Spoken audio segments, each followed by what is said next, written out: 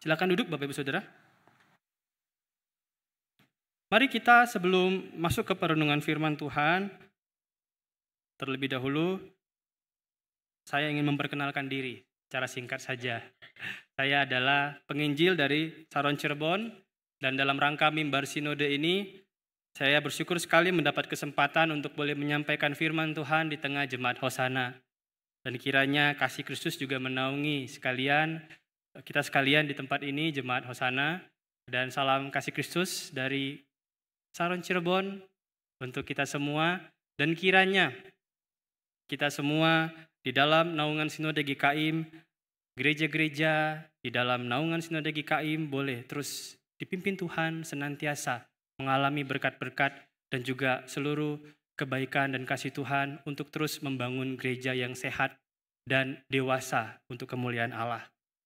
Bapak Ibu jemaat Hosana yang dikasihi Tuhan, mari kita akan masuk ke perenungan firman Tuhan dan mari kita membuka perenungan firman dari Ibrani 10.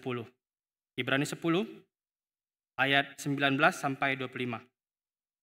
Ibrani 10 ayat 19 sampai 25. Kita akan membaca ini berganti-gantian Bapak Saudara. Saya akan membacakan ayat yang 19. Begitu seterusnya nanti Bapak Ibu Saudara ayat yang 20, kemudian saya 21, begitu seterusnya sampai 25. Kita akan berganti-gantian membaca ini. Ibrani 10 ayat 19 sampai 25. Ayat lain berjudul perikop ketekunan. Jadi saudara-saudara, kita sekarang dengan penuh keberanian dapat masuk ke dalam tempat kudus oleh darah Yesus.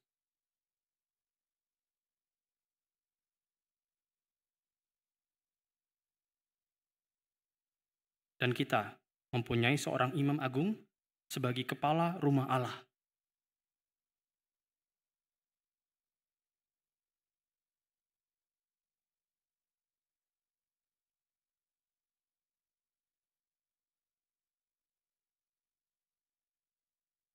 Marilah kita berpegang teguh pada pengakuan tentang pengharapan kita, sebab Ia yang menjanjikannya setia.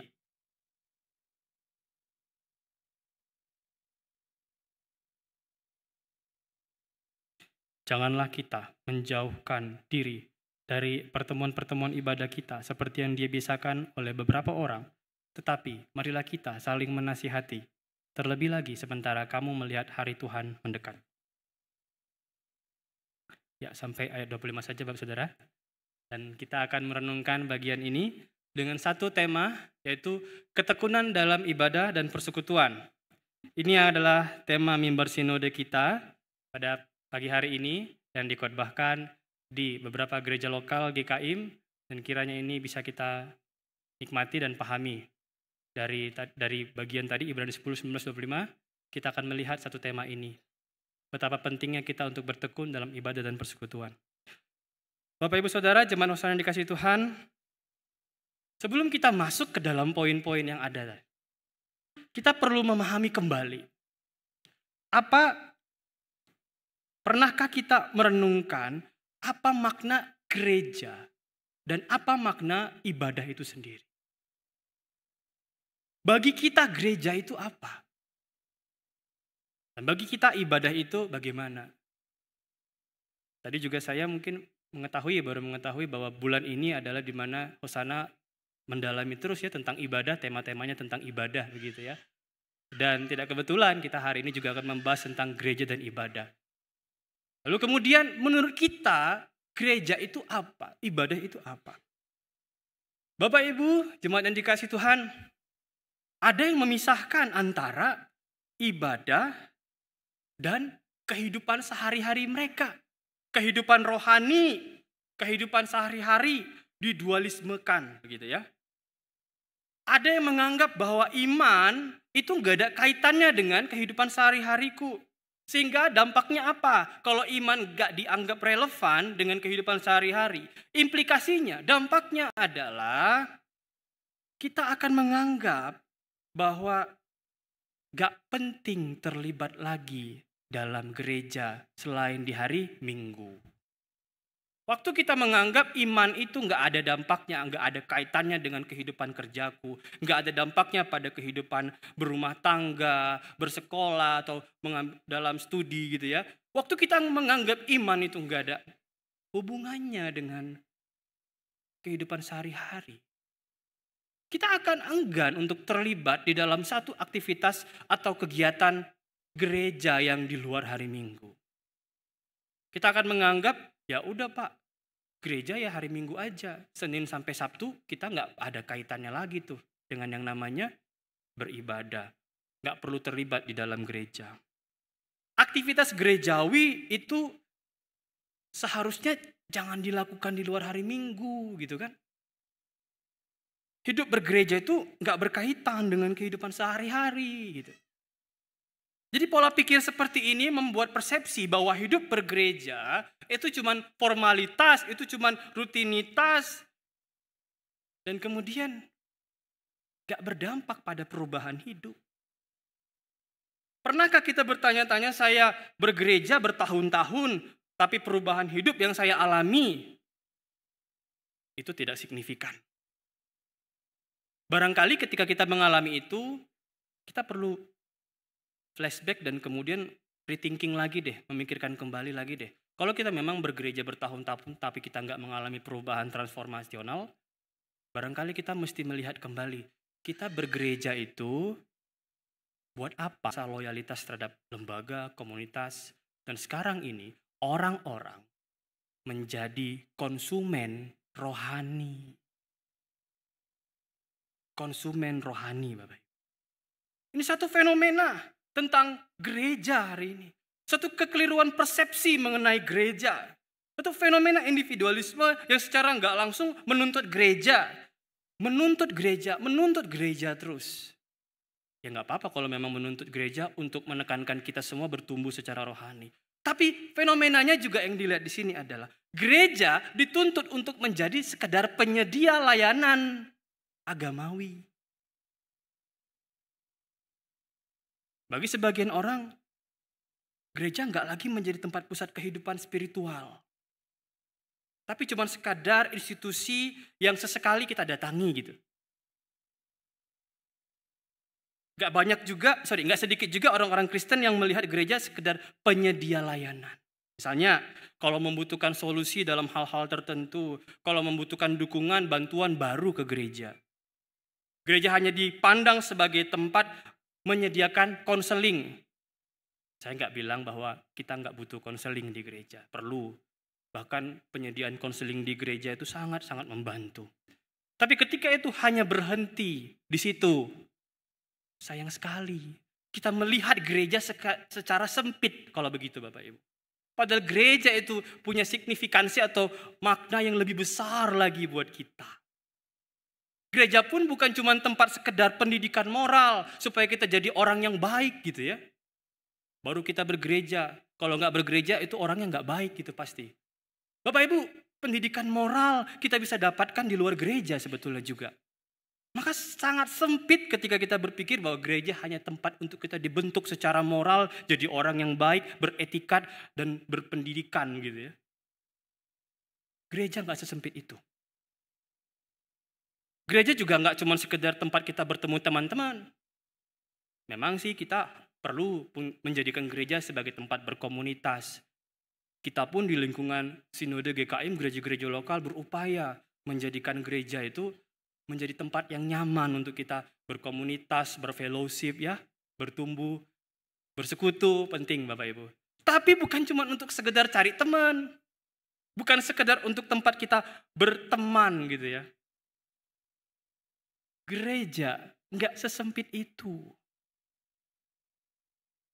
Banyak orang yang mencari pengalaman ibadah juga dalam gereja. Barangkali memang mencari suasana musik, suasana atmosfer pujian yang menyentuh hati gitu ya. Secara pribadi, sampai bahkan beberapa orang mengalami ekstasi gitu ya. Sampai lupa diri dan kemudian wah begitu menyembah. Mencari atmosfer suasana. Untuk menenangkan diri dari hiruk pikuk kehidupannya sehari-hari. Gereja nggak sesempit itu Bapak Ibu.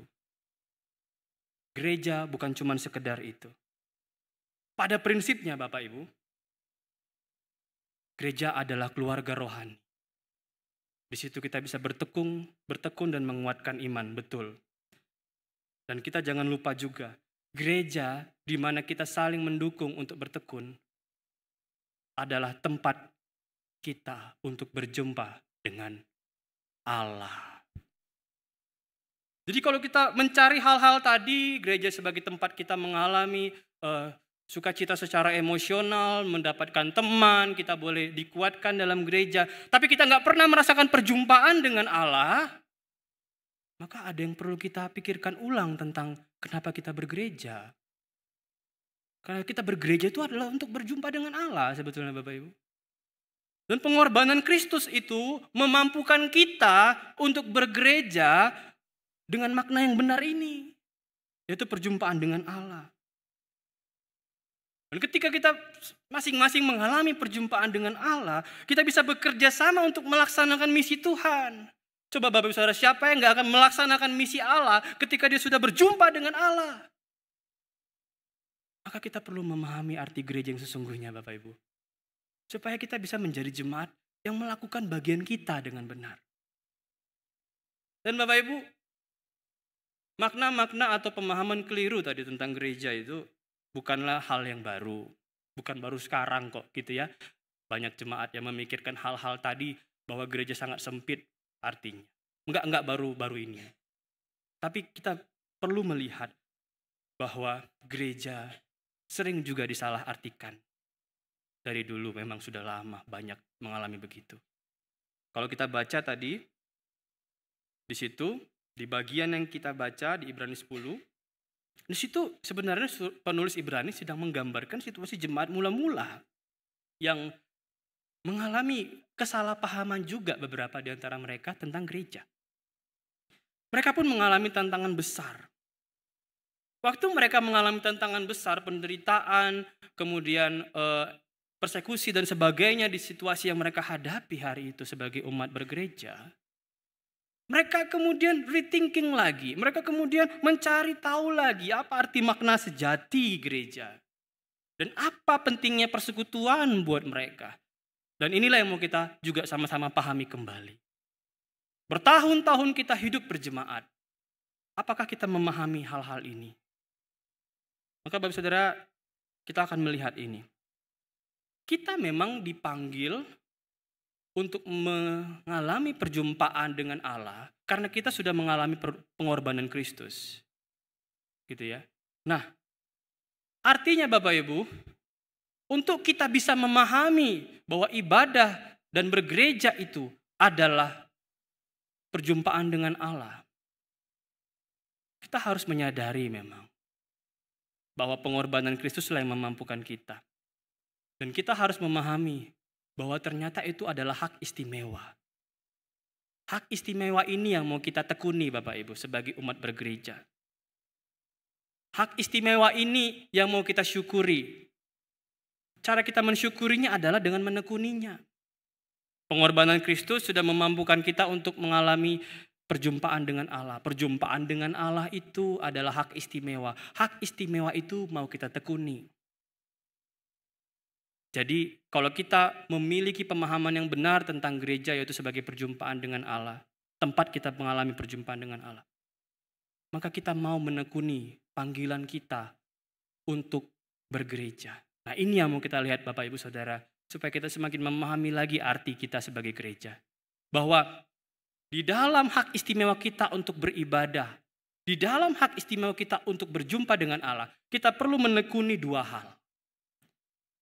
Supaya kita bergereja itu enggak sebatas emosional doang.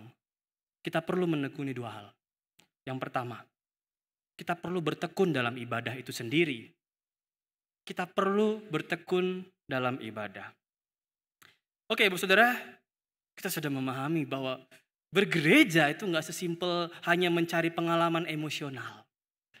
Bergereja itu bicara tentang berjumpa dengan Allah. Maka dalam perjumpaan dengan Allah, kita perlu melihat hal penting juga, yaitu kita perlu melihat kesiapan kita waktu kita mau bertekun dalam perjumpaan itu. Ibadah adalah perjumpaan dengan Allah. Pertanyaannya, bagaimana sikap kita waktu kita datang menjumpai Allah? Ayat 19 tadi berkata, jadi saudara-saudara, oleh darah Yesus kita sekarang penuh keberanian dapat masuk ke dalam tempat kudus. Bapak Ibu, jemaat yang kasih Tuhan, coba deh, berapa kali kita hadir di gereja selama kita hidup? Berapa kali kita duduk di tempat ini, di gereja ini, mendengar firman Tuhan, mengikuti seluruh rangkaian ibadah. Tapi berapa kali juga hati kita, pikiran kita mungkin waktu dengar khotbah itu melayang-layang ke sana kemari. Harusnya kita udah terbiasa duduk di tempat yang sama, mendengar firman dan mengikuti ibadah yang jenisnya sama ya. Harusnya kita makin menguasai diri kita, bukan? Untuk fokus mendengar, untuk fokus beribadah. Tapi gak jarang juga tuh. Waktu kita mengikuti ibadah, pikiran kita barangkali, hati kita barangkali pun melayang kemana-mana.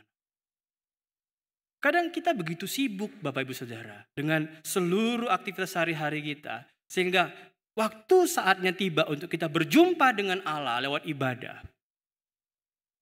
Kita nggak fokus karena kita terlena begitu besar dengan kesibukan kita. Kita menjadikan itu segala-galanya dibanding perjumpaan kita dengan Allah. Kita hadir, tapi mungkin kita nggak benar-benar siap untuk mendengar suara Tuhan. Kita merasa haus mungkin, tapi itu hanya untuk memenuhi kewajiban. Kehausan akan memenuhi kewajiban. Ada yang begitu. Dan saya harap kita nggak begitu Bapak Ibu. Kewajiban untuk datang sebagai orang Kristen. Satu hal yang sangat-sangat sempit tentang hidup bergereja itu Bapak Ibu.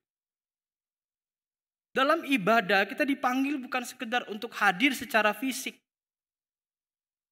Kita dipanggil juga untuk hadir secara keseluruhan dalam hidup kita, hati kita, pikiran kita. Kita benar-benar berjumpa dengan Allah.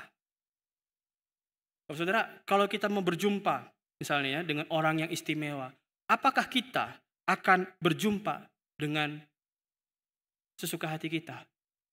Kita akan berjumpa dengan mempersiapkan diri kita, bukan? Begitulah yang dijelaskan oleh penulis surat Ibrani di sini. Hari itu penulis itu sedang menggambarkan bagaimana ibadah itu sebagai hak istimewa yang luar biasa untuk jemaat. Penulis berkata, oleh darah Yesus kita sekarang penuh keberanian. Darah Yesus itu membuat kita penuh keberanian untuk masuk ke dalam tempat kudus.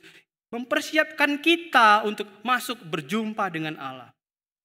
Yang menunjukkan bahwa Kristus itu, pengorbanannya itu memampukan kita, membuka jalan bagi kita untuk mendekat kepada Allah dan berjumpa kepadanya. Jadi Bapak Saudara, kita tahu bahwa waktu itu imam besar doang yang bisa berjumpa dengan Allah di ruang Maha Kudus.